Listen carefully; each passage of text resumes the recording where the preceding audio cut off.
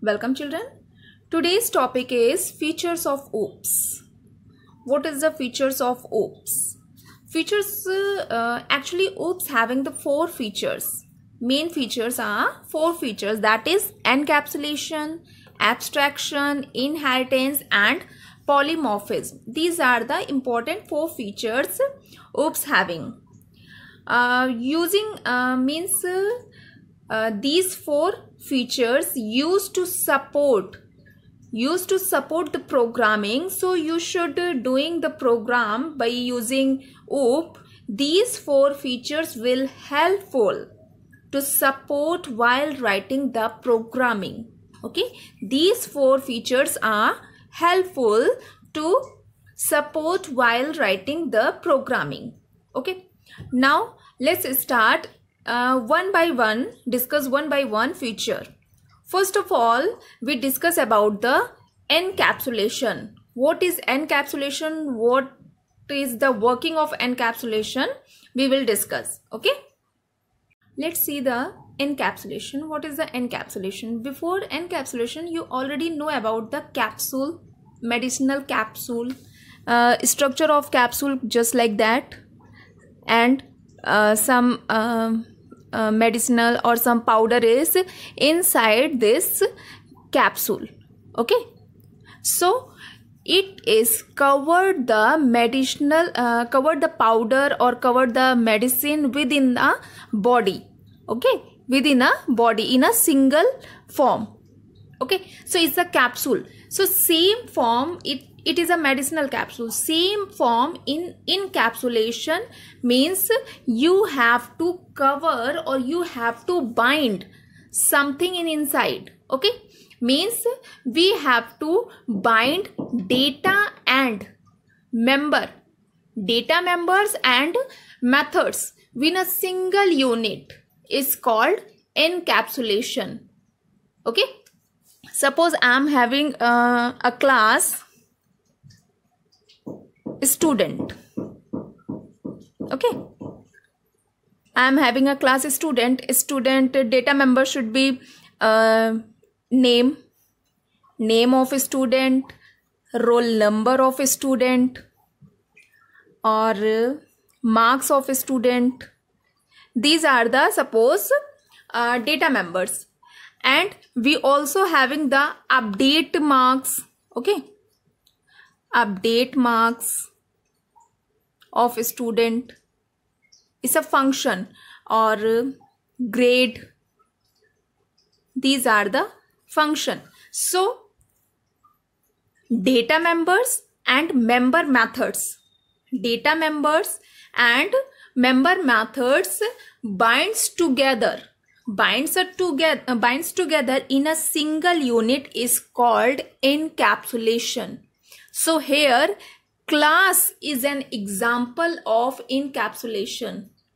Okay, class student is an example of encapsulation. We start class here and data members are there and member methods are there.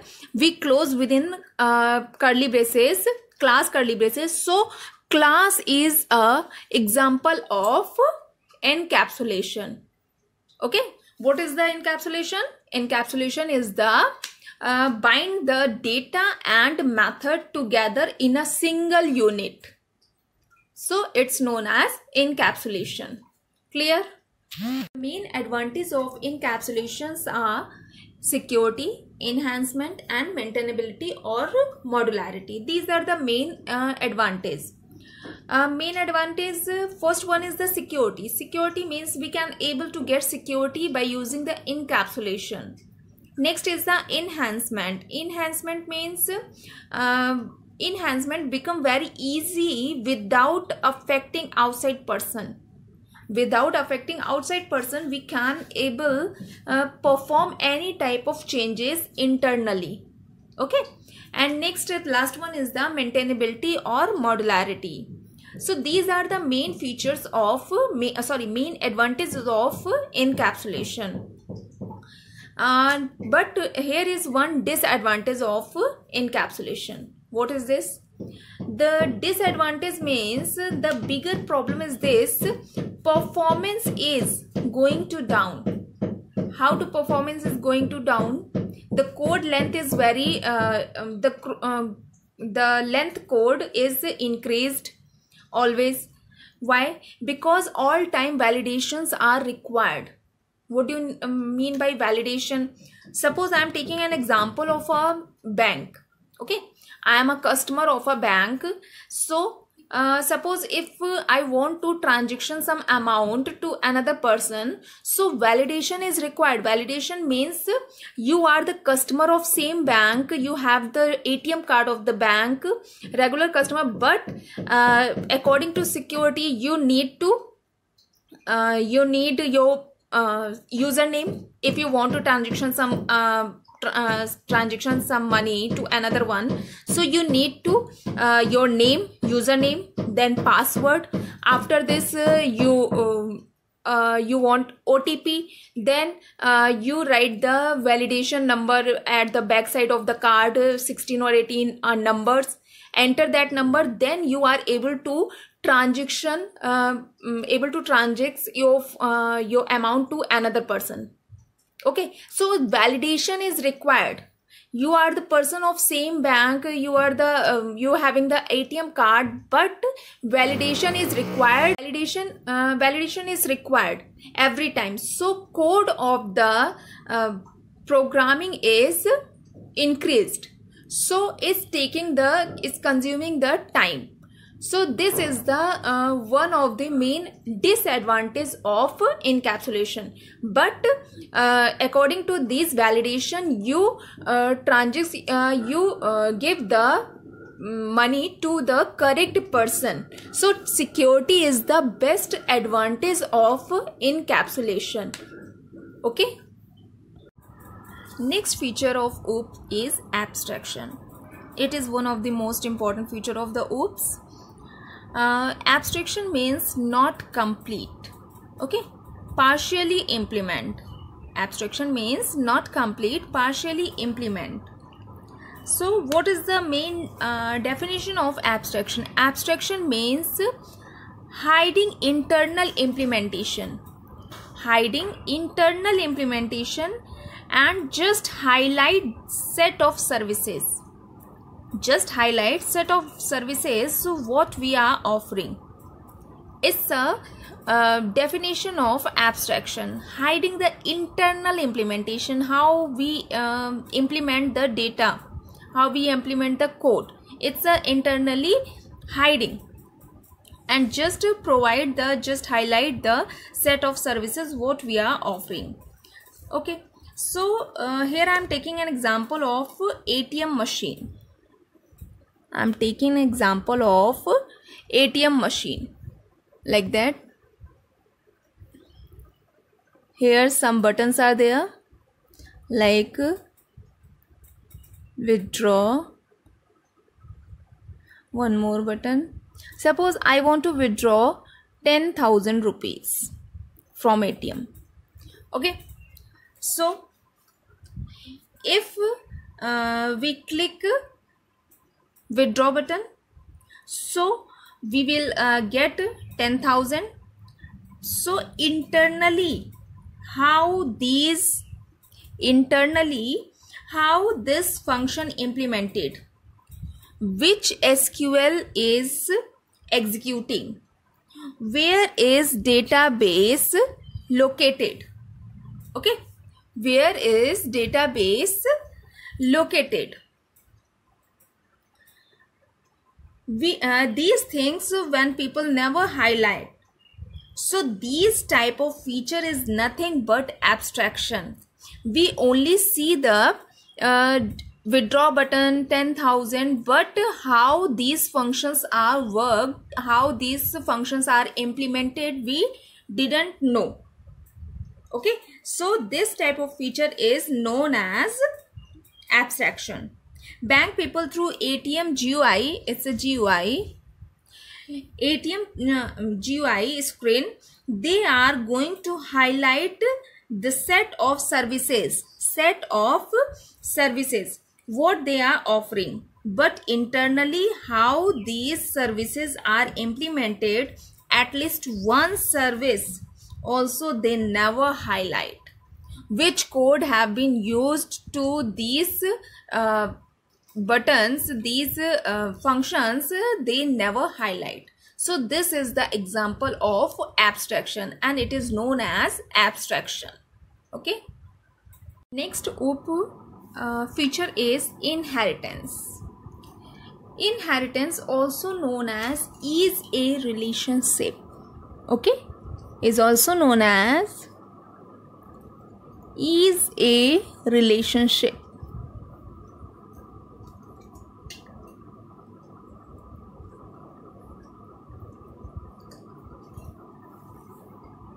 Okay.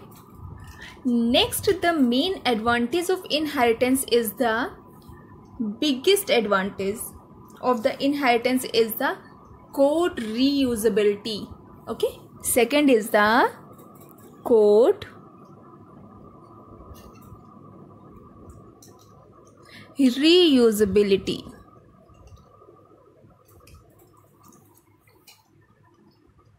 Next is the how to implement inheritance by using which keyword? Extend keyword.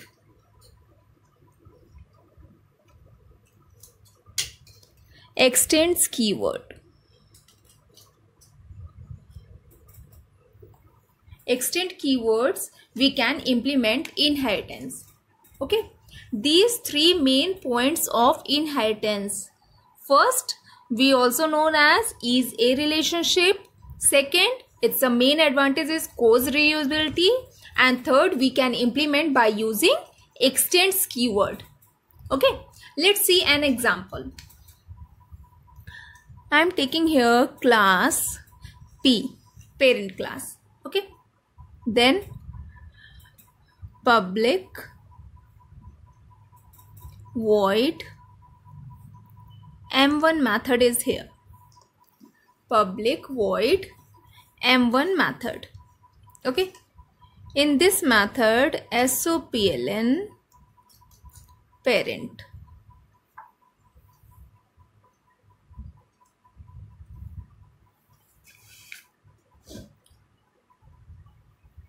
Okay, next here I am closing the method and closing the parent class. Next, class C. C means I am taking one more class which is the derived class or which child class. Child class extends C class, extends which class? P. Extends P. Okay. In this class, I am taking method public void m2. This method. In this method, I am going to print sopln child. Here I am closing the class method and class. So this is a simple example of inheritance. How? If I am talking about this first class, P class, this class having only one method. Okay. If we are talk about this class means C class, child class, how many methods it's having? If you are saying here, you are saying only one method. No. It's having two methods. This method, this variable, this code, we automatically reuse in this class because we extend the P class here in C class. So C class, child class having how many methods? Two methods, M1 as well as M2. Okay. So it's a code reusability. Clear? So in C class, in child class, we automatically invoke or reuse the code of parent class. Okay. But in child class function, we cannot reuse in parent class. Remember that. We can remember the reuse the code of parent class to child class, but we cannot reuse the code of function of child class to parent class. Okay, it's a simple program, simple example of inheritance. Remember that inheritance is also known as is-a relationship. Second advantage is code reusability, and by extend keyword we can implement inheritance. Okay. Next concept is polymorphism. What is polymorphism? Polymorphism, we can say that poly means many, and morphs. Morph means forms. Okay, so polymorphism means many forms. Polymorphism means many forms. Polymorphism nothing but many forms, one name but multiple forms. Okay, one name but multiple forms is a concept of polymorphism. Somewhere you may see Polytechnic College. Polytechnic College means there are multiple technology are available there. Okay, polyclinic. Polyclinic means there are multiple doctors are available there. So poly means many forms. Okay, the best example of polymorphism is, suppose I'm taking a variable sum and it's a int type, argument is int type. Another function sum, argument is float type. Another sum variable, argument is long type. Okay, so here functions names are same but arguments are different, int, float, double, long. Okay, so this is the nothing but overloading. Okay, overloading. What is overloading? Overloading means same function name but different arguments. Okay, so here function names are one same but its forms are different. It's a integer type, float type, long type. So overloading is the best example of polymorphism. Clear? Overloading is the best example of polymorphism, and overriding also is the example of polymorphism. Overriding is the one more example of polymorphism. So polymorphism means nothing but many forms. Okay, many forms. The name is same but multiple forms is there. Clear? It's a polymorphism. Polymorphism is two types. Polymorphism is two types. First is the static polymorphism or compile time polymorphism.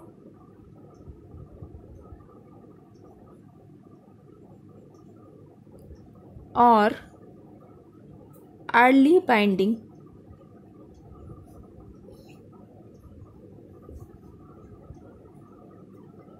Okay, static polymorphism, compile time polymorphism, and early binding polymorphism.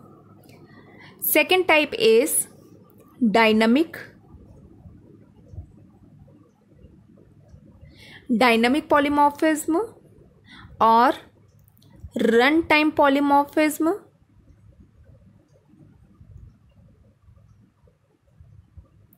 Runtime polymorphism or late binding polymorphism.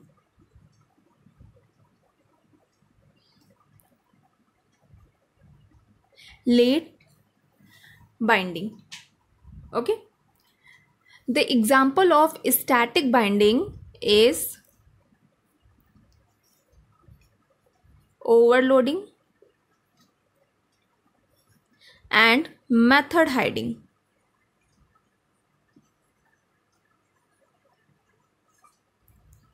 And the example of dynamic binding is dynamic polymorphism is overriding.